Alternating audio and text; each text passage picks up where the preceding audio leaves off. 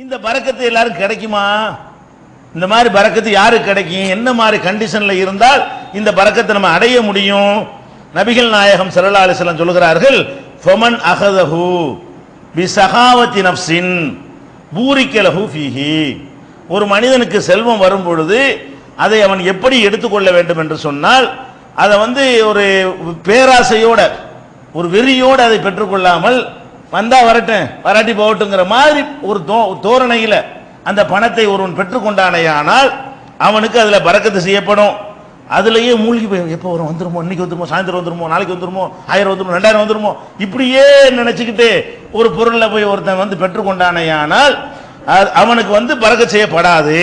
ரசூல் ஸல்லல்லாஹு அலைஹி வஸல்லம் பிரிக்கிறாங்க.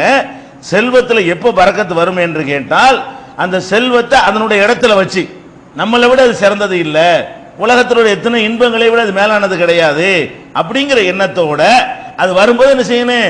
அது என்னமோ பயங்கரமான ஒன்று கிடைச்ச மாதிரி அப்படி போய் ஏங்கிட்டு போகக்கூடாது. சும்மா சாதாரணமான நிலையில் அந்த பொருளாதாரத்தை ஒருவன் பெற்றுக்கொண்டானையானால் அவனுக்கு பூரிக லஹு ஃபீஹி, அந்த செல்வத்தில் அவனுக்கு பரக்கத்து செய்யப்படும். வமன் அகதஹு பி இஸ்ராஃபி நஃப்ஸின், பேர் ஆவலோடு அதை ஒருவன் பெற்றுக்கொள்வானேயானால், இன்னும் பயங்கர ஆவலோட 100 ரூபாய் ஓடி போய் வாங்குறது, 100 ரூபா வச்சுக்கணும் ஓடியா, நாங்கள் ஓடி வந்து வாங்குறோம், 100 இரியா வர்ற வேலையை முடிச்சுட்டு வர்றேங்க, இப்படி போய் வாங்கணும்னு வைங்க, அது பரக்கத்து செய்யுமா? அந்த பொருளாதாரத்தை பெற்றுக்கொள்வதை விட அதை விட கண்ணியம் பெருசு, மானம் பெருசு, கௌரவம் பெருசு. வரட்டும், வந்தா வரட்டுமே, அல்லாஹ் தந்தா பரக்கத்து செஞ்சுட்டு போறான், கிடைக்கல போடா, இப்படி ஒரு நிலையில் இருக்கணுமா? இந்த மாதிரி இந்த பொருளாதாரத்தை இந்த ஸ்டேஜில் யார் வச்சுக்கிறானோ அவனுக்கு தான் பரக்கத்து. இந்த பாக்கியத்தை எல்லாருக்கும் நல்லா தரமாட்டான். மனசுல இந்த நிலை இல்லாதவர்களுக்கு அந்த பாக்கியம் இல்லாம அந்த காசோட கிடந்து சாவு, அதுவா நீ நான் பாத்துக்கிடுவோம் அப்படின்னு நல்லா விட்டுருவான். அதனால நம்ம என்ன செய்யணும்? அந்த பேராவல் கொள்ளக்கூடாது. ஒரு ஆசை இருக்கலாம் அப்படி வச்சுக்கணுமே தவிர ஓவர் அதுல போய் வெறி கொண்ட மாதிரி நம்ம அலைஞ்சு போய் அந்த பணத்துக்கு அலைஞ்சோம்னு சொன்னா, அப்படி அந்த பணத்தை பெற்றுக்கொண்டோமே ஆனால் நமக்கு என்ன செய்யாது?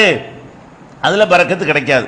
இது புகாரியில 1472வது ஹதீஸ், 2750வது ஹதீஸ், 3143வது ஹதீஸ், 6441வது ஹதீஸ், இதுல எல்லாம் பார்க்கலாம். அப்ப ஃபர்ஸ்ட் என்னன்னு கேட்டா, ஒரு பொருளை நமக்கு ஒருவர் தருவதாக சொன்னால் அதை வாங்க போகும் பொழுது இப்படி குறுகி அப்ப நீ அடிபட்டு போயிட்டார். ஒருத்தன் தர்றான்னு சொன்னா என்ன செய்யறது? இப்படின்னா என்ன வாச்சப்ப இந்த 100 ரூபா அவன் தர்றதுக்காக இப்படி குனியணுமா? இப்படி உன் மானத்தில் இழந்துடணுமா? இப்படி வெறி கொண்டு அந்த பணத்துக்காக வேண்டி எவ்வளவு கேவலமான நிலைக்கு நீ இறங்கணுமா? கூப்பிட 100 ரூபா தர்றாரா? வர்றாங்க, இப்படி வாங்கிட்டு 100 ரூபா பரக்கத்து செய்யும். அது என்ன செய்யும்? பரக்கத்துக்கு நம்ம என்ன சொல்லக்கூடாது? மானத்தை வெட்டக்கூடாது. மான மரியாதையோடு தான் எதையும் வாங்கணுமே தவிர அது இல்லாம வாங்கிட்டு வந்தா பரக்கத்து இருக்காதுன்னு இதை புரிஞ்சுக்கணும் ஃபர்ஸ்ட். ரெண்டாவது அல்லாஹ் அனுமதித்த விதத்தில் பெறக்கூடியதுல தான் பரக்கத்து இருக்கும். கலப்படம் செஞ்சு 1000 ரூபாய் சம்பாதிச்சா அதுல பரக்கத்து இருக்குமா? இருக்காது. நீ என்னதான் அதுல அலட்சியம் அதை வாங்கினாலும் அதுல பரக்கத்து இருக்காது. கொள்ளை அடிச்சுக்கிட்டு 1000 ரூபாய் கொண்டு அதுல பரக்கத்து இருக்குமா? திருடுறதுல பரக்கத்து இருக்குமா? ஏமாத்தின காசுல பரக்கத்து இருக்குமான்னா இருக்காது. நபிகள் நாயகம் ஸல்லல்லாஹு அலைஹி சொல்றாங்க, ஃபமன் யாஹுது மாலன் பிஹக்கிஹி, உரிய முறை பிரகாரம் யார் அந்த செல்வத்தை அடைகிறானோ, பரக்கத்துக்கு இன்னொரு கண்டிஷன், பரக்கத்து கிடைக்கணும் என்று சொன்னால் அந்த காசு முறையா வந்ததா? ஒரு இடத்துல வேலை செய்றீங்க, வேலை செஞ்சதுக்கு சம்பளம் தர்றாரு, மேற்கொண்டு 1000 ரூபாய் தூக்கிட்டு வந்துட்டீங்கன்னா தெரியாம அது பரக்கத்து செய்யுமா? அப்ப அந்த முறையா வரணும். உனக்கு வரக்கூடிய ரூபாய் கம்மியா இருந்தாலும் கூடுதலா இருந்தாலும் முறையா வர்றதுனா என்ன, முறையற்று வர்றதுனா என்ன, நம்ம அந்த சட்டங்களை விளக்கமும் உங்களுக்கு தெரியும். மார்க்கம் தடுத்திருக்கக்கூடிய வகையில் அந்த காசு நமக்கு வந்தால் அதுல வேற எதையும் அல்லாஹ் பார்க்க மாட்டான். உங்களுடைய தொழுகை, உங்களுடைய நோன்பு, உங்களுடைய அதையும் பார்க்க மாட்டான். அதுல பரக்கத்தெல்லாம் தரத்தனையும் ஆக்கி விட்டுருவான்ல. அது எவ்வளவுக்கு நீங்கள் பணத்தை நீங்கள் வாங்கினாலும் சரிதான், அதுல பரக்கத்து இருக்காது. முறைப்படி தான் பணத்தை அடையணும். இந்த உறுதி கொள்ளணும். நம்ம ஹலாலான முறையில் தான், அல்லாஹ் அனுமதிச்ச வகையில் மட்டும்தான் நான் அடைவேன். அல்லாஹ் பரக்கத்துக்கு அர்த்தம் வேணும்ல. அவனை எதை தடை செஞ்சான் அதுல எப்படி அவன் பரக்கத்து செய்வான்?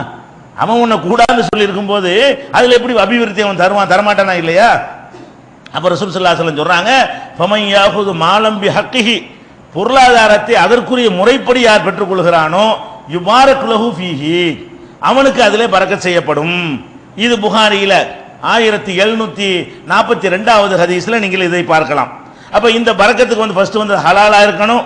ரெண்டாவது அதுல வெறி பிடிச்ச மாதிரி என்ன செய்யக்கூடாது? இப்படி அலைஞ்சி ஆளா பறந்து போய் வாங்கக்கூடாது. சாதாரணமான நிலையில அதை பெற்றுக்கொள்ளணுமே தவிர அதை விட்டா வேற ஒண்ணுமே இல்லைங்கிற மாதிரி போய் அதை பெற்றுக்கொள்ளக்கூடாது என்பதை ரசூல் ஸல்லல்லாஹு அலைஹி வஸல்லம் அவர்கள் சொல்றாங்க. அடுத்தது என்னென்ன பரக்கத்து? 3 கண்டிஷன் தான். இந்த பரக்கத்துக்கு இன்னொரு கண்டிஷன் என்னன்னு கேட்டா, எதை அல்லாஹ் தந்தானோ அதை மனசால புரிந்து கொள்றேன்னு நினைக்கணும். குறை சொல்லிவிட்டு பரக்கத்தை எதிர்பார்க்க கூடாது. ஹலாலான முறையில் வருது, சரி ஓகே. நீ ரொம்ப வெறி கொண்டுலாம் அலையல, அதுவாக தான் வருது, சரி ஓகே. வெறி வெறி அல்லாஹ் என்ன செஞ்சுட்டான் நமக்கு, இந்த அவனுக்கெல்லாம் நல்லா கொடுத்துவிட்டு எனக்கு மட்டும் இப்படி இப்படிங்காத பரக்கத்து இருக்குமா? இருக்காது. அந்த ரெண்டு கண்டிஷன் கரெக்டாக இருந்தாலும் மூணாவது கண்டிஷன் என்ன? அதில் திருப்தி அடையணும். சரி அல்லாஹ் இதுதான் நமக்கு தந்திருக்கிறான், இது அல்லாஹ் தந்தால் இது நம்ம தேவையை நிறைவேற்றுவான், கண்டிப்பா இதுக்குள்ள அவன் நமக்கு வந்து எல்லா காரியத்தையும் பூர்த்தி செய்வான். அப்படி பொருந்தி கொள்றவர்களுக்கு தான் பரக்கத்து கிடைக்குமே தவிர, பொருந்தி கொள்ளாம மற்ற ரெண்டுக்கும் ஹலாலாவே கஷ்டப்பட்டு சம்பாதிக்கிறான், வெறி கொண்டுலாம் அலையல, வந்த பிறகு என்ன சொல்றான், என்ன இவ்வளவுதானா அப்படின்றான். வழி கையில கிடைச்ச பொண்ண 100 ரூபா தானா, 50 ரூபா தானா, 1000 ரூபா தானா அப்படின்னு நினைச்சான்னு வைங்க, அதுல அல்லாஹ் பரக்கத் செய்ய மாட்டான். அப்ப அந்த ரூபா தான் எல்லாம் நினைக்கிறேன். அப்ப என்னுடைய எக்ஸ்ட்ரா பவர் உனக்கு எதுக்கு நான் தரணும்?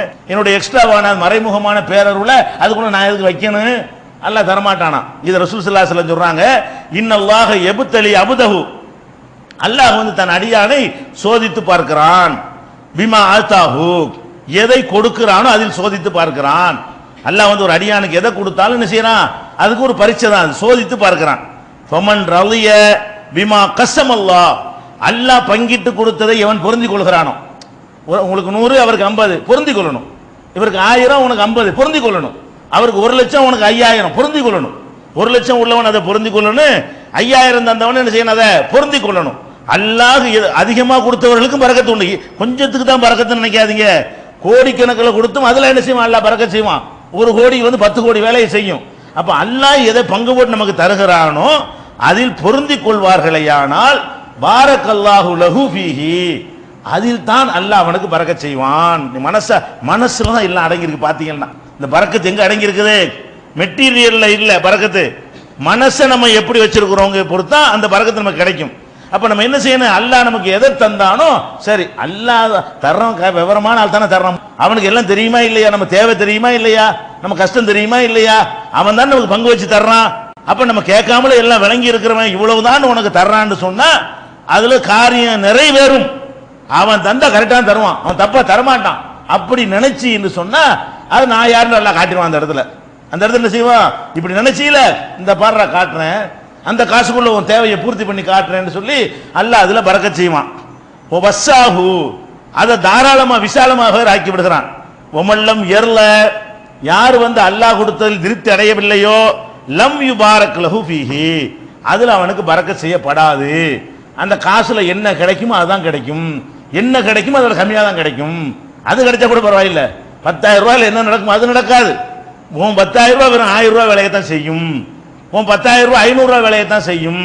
அதே நேரத்தில் நீ புரிஞ்சு கொண்டாயானால் உங்ககிட்ட 500 ரூபாய் 10,000 ரூபாய்க்கு உள்ள ரிசல்ட் என்ன செய்யும், தரும் என்று நபி ஸல்லல்லாஹு அலைஹி வஸல்லம் அவர்கள் இந்த 3 கண்டிஷன் நமக்கு சொல்றாங்க பரக்கத்துக்கு.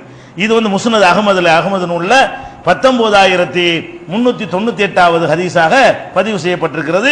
இதெல்லாம் ரசூல் ஸல்லல்லாஹு அலைஹி வஸல்லம் அவர்கள் நம்ம உள்ளதை கொண்டு போதுமாக்குவதற்கு சொல்லித்தர ஒரு வழி. உள்ளதை கொண்டு போதுமாக்குறது முடியாதுல்ல மனுஷனுக்கு, கம்மின்னு தெரியுது, அது எப்படி போதும் ஆக்குறதுன்னு நினைச்சீங்கன்னா இப்படி நினைச்சு பாருங்க. உன் கணக்குக்கு மேல ஒண்ணு இருக்குது, அல்லாண்டு ஒருத்தர் இருக்கிறான், படைச்ச ரப்புல் ஆலமீன் எல்லாம் தெரியும்.